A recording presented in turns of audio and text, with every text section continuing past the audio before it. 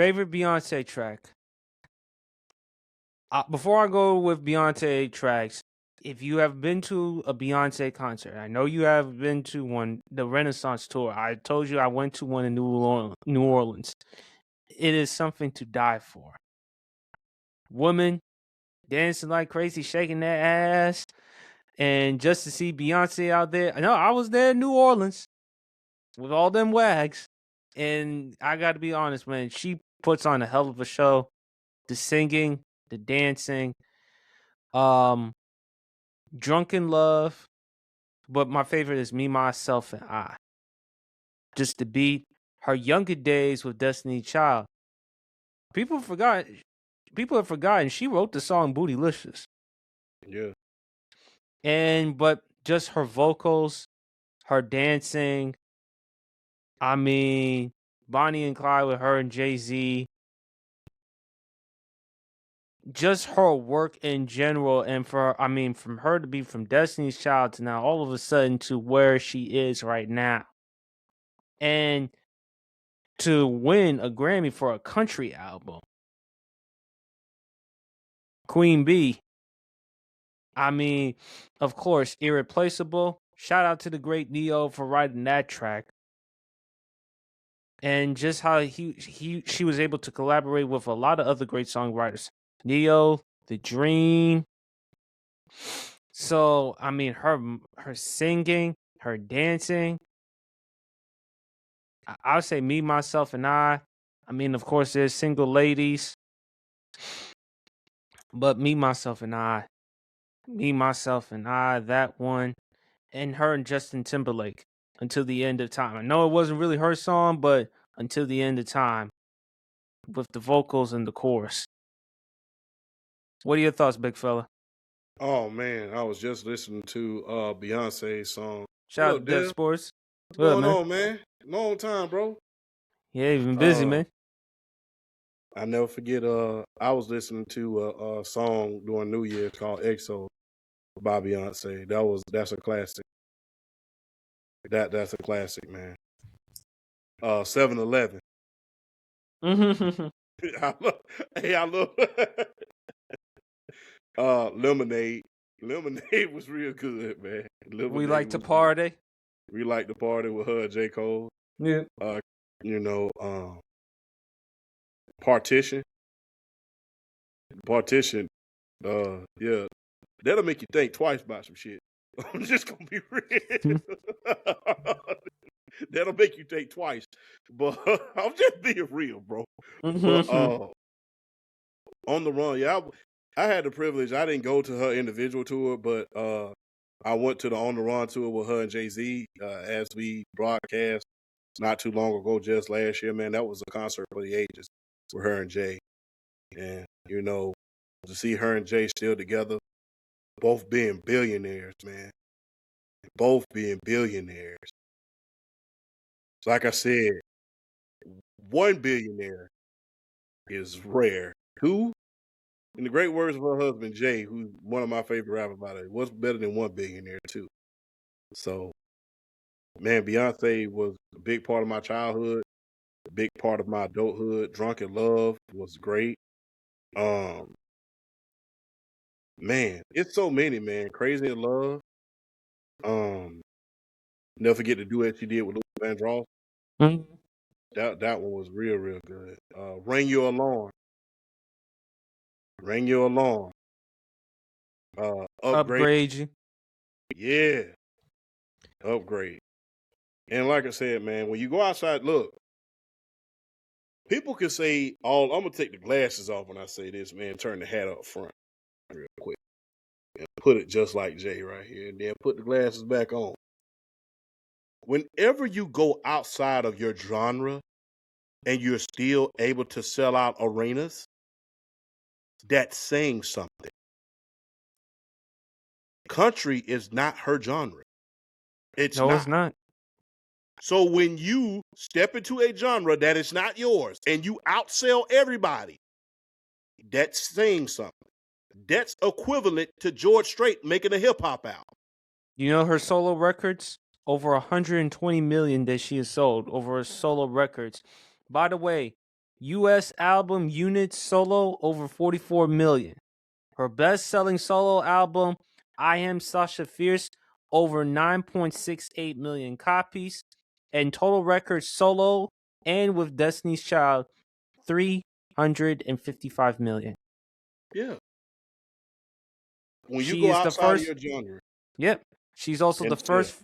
She's also the first female artist to have her first eight studio albums debut at number one on the Billboard 200. Sold over 210 million digital records. yeah, Lemonade sold millions of album equivalent units with strong first week performance, and Renaissance debuted with over 330 units in its first week. yeah. Just being real.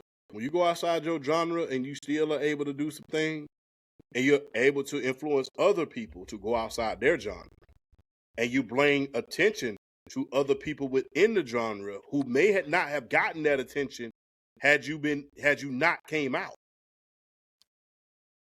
That's the thing.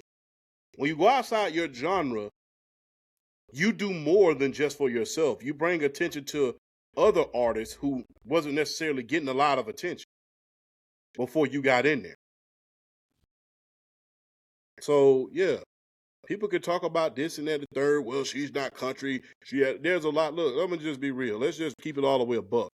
And I'm not trying to play no cards here, but let's just be real. There's a lot of guys and gals who went to the hip hop community and didn't fully embed themselves in hip hop, and they built their career off of hip hop, and they moved back on to other music. Look at Kid Rock. Look at Hannah Montana. Hell, Kid Rock ain't even from down south, and he carrying a rebel flag. He's from Detroit. That's up north. What business do you have carrying a rebel flag and you from up north? I don't. Exactly. What do you expect me to say? You mean that's what I'm saying? I mean, what business do you have as a northerner carrying a rebel flag? But you have no business carrying it. But at the end of the day, with Beyonce, even if she did a country album, still was able to succeed, and even more than that. Yeah. So it just tells you that Beyonce can transcend. Yeah.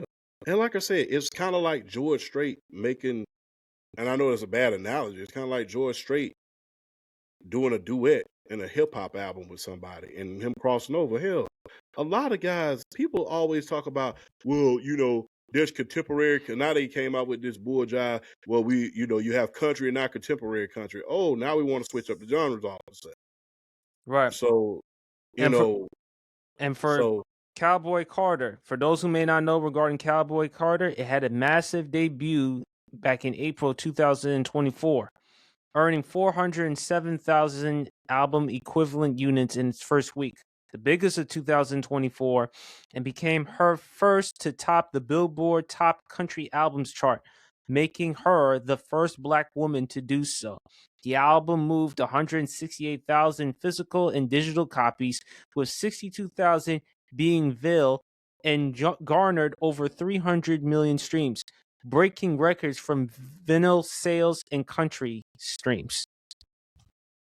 And Beyonce, before we end this segment. Oh God, Mrs. I'm not. I would like to personally. You better hope Jay-Z not watching this. I like Jay-Z, but this is Mrs. Carter.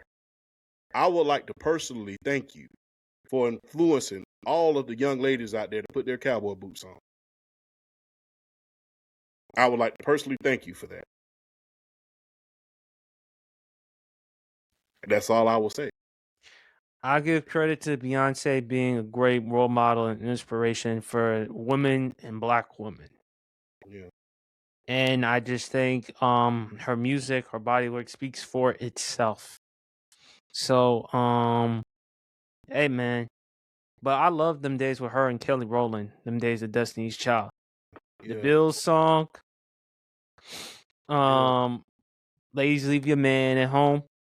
The Jumping song. Yeah. Say My Name. Bugaboo. I think Bugaboo was real good. Oh yeah, let's not forget about Brown Skin Girl. Don't forget Soldier with Yeah. T.I. and Lil Wayne. Yeah, but brown skin girl, I like that one too, man. You know I love the Chocolate Factory, so you know I gotta bring that up. Why couldn't you just mention her performance at the BET Awards in '05 when she was lap dancing for Terrence Howard? What's so funny about that is I'm gonna just be real. I didn't even see that. I had to come back home.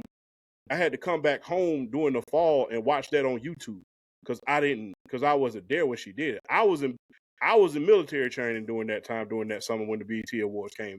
Ace, my sister, actually wrote me about that. She wrote me about. I remember during that time the NBA Finals had came on.